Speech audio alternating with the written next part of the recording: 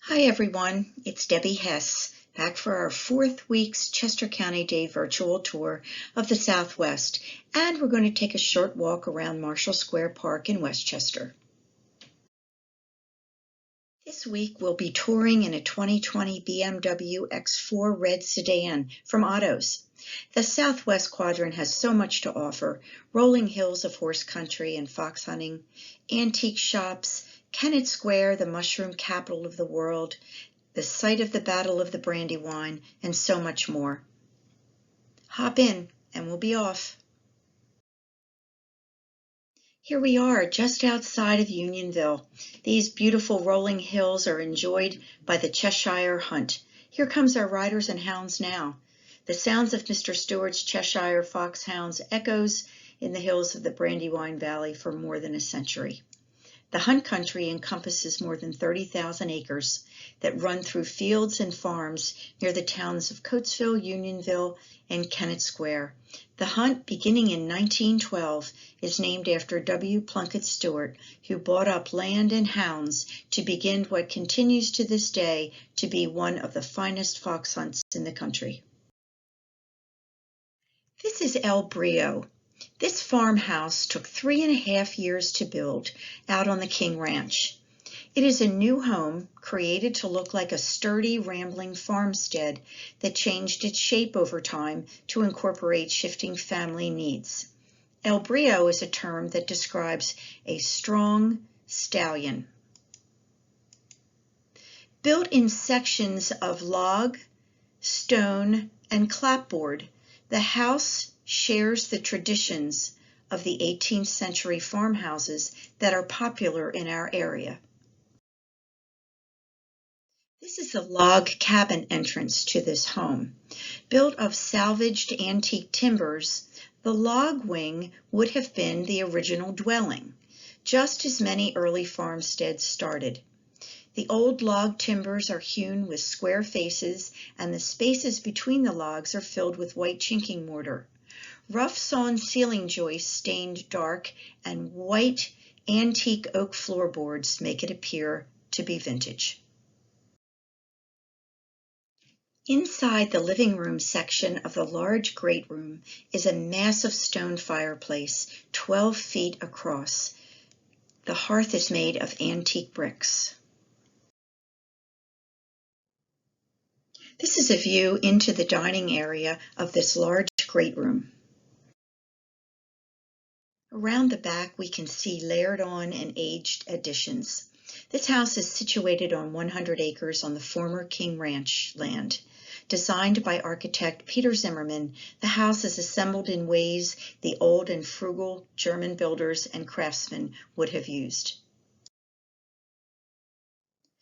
On our way to our next stop, we're going to drive through the Speakman Covered Bridge. The bridge is 93 feet in length and spans Buck Run. It was named for the Jonathan Speakman grist mill. If you love authenticity, this next house is the perfect stop for you. This house was built by Joseph Pennock Jr. in 1790 as a two-story brick Quaker plan structure with 3 rooms on each level. The Quaker plan had been recommended by William Penn to settlers as they started their lives in Pennsylvania and was commonly built in the 18th century. Joseph Jr. was a member of the Pennsylvania Assembly from 1773 through 1776. He followed the legislative service of his father, Joseph Sr. of Primitive Hall. We're going to drive by Primitive Hall so you can see the similarities between the two father and son homes. Our Chester County Day homeowners who opened for us in 2012 have meticulously and authentically restored and maintained this home. Few changes were made to the house after 1809, and it's noted for retaining its architectural appointments such as original doors, windows, decorative moldings, and flooring. Let's have a look inside. We're entering through the original kitchen of the house. There are 2. As we enter this home, notice one of the 5 fireplaces. Original plank floors, woodwork, and unique color scheme reflect the early colonial period in these 2 separate living spaces. There are 2 dining areas in the house. Here we see long windows on this addition to the home, which offers beautiful views of the countryside. This is the other dining room, which offers a more formal and traditional feel. The house has 11 historic rooms, including 5 bedrooms, 2 kitchens with open hearth cooking, and 3 other fireplaces in the parlors. In this room, we see more evidence of the importance of detail and adherence to the past in looking at this door, the floors, and the color of the wood trim, which is authentic to the period. Let's drive by Primitive Hall nearby to have a look at Joseph Sr.'s house. But before we do, glance across the road to look at this grand white oak tree, which is considered to be a Penn oak because it was alive when William Penn came here in 1682. It is considered to be a Pennsylvania champion for its size, with a circumference of over 22 feet, and stands tall on the grounds of the lovely London Grove Meeting House. This is Primitive Hall, this handsome manor house which stands today much as it did when it was constructed by Joseph Pennock Sr. back in 1738. It has many interesting architectural features both in the interior and the exterior. If you're interested in more info or would like to set up a tour, go to primitivehall.org. This is Downstream Farm on Meeting House Road. The earliest stone portion of this house was constructed in 1835.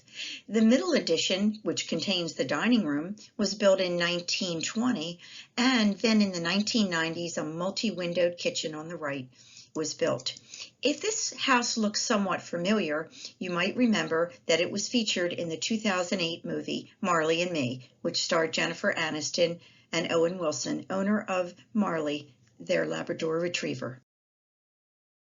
Let's go inside to the 1990s kitchen first, stepping down and noticing then that the windows are actually at ground level. Wood beams and posts add to the rustic feel of this room.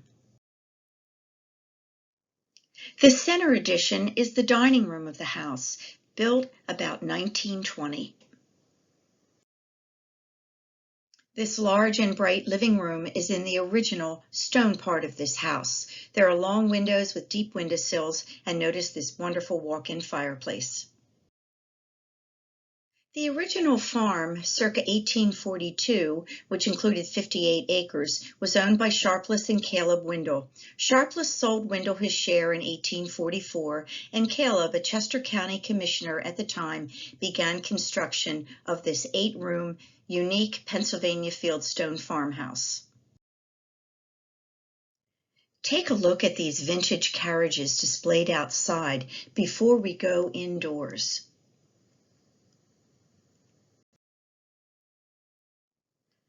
Bright, daring colors and unique collections grace this living room. In talking with the owners, there is a story that goes with each one, and it's obvious they are all loved and enjoyed.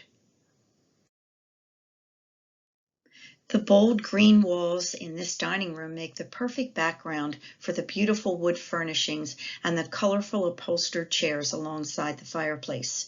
Notice the floors, they are the original chestnut wood.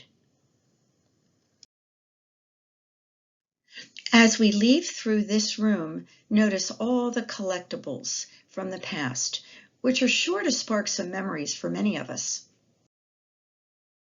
Here we are in the borough of Westchester at Marshall Square Park, established as the borough's first public park in 1848.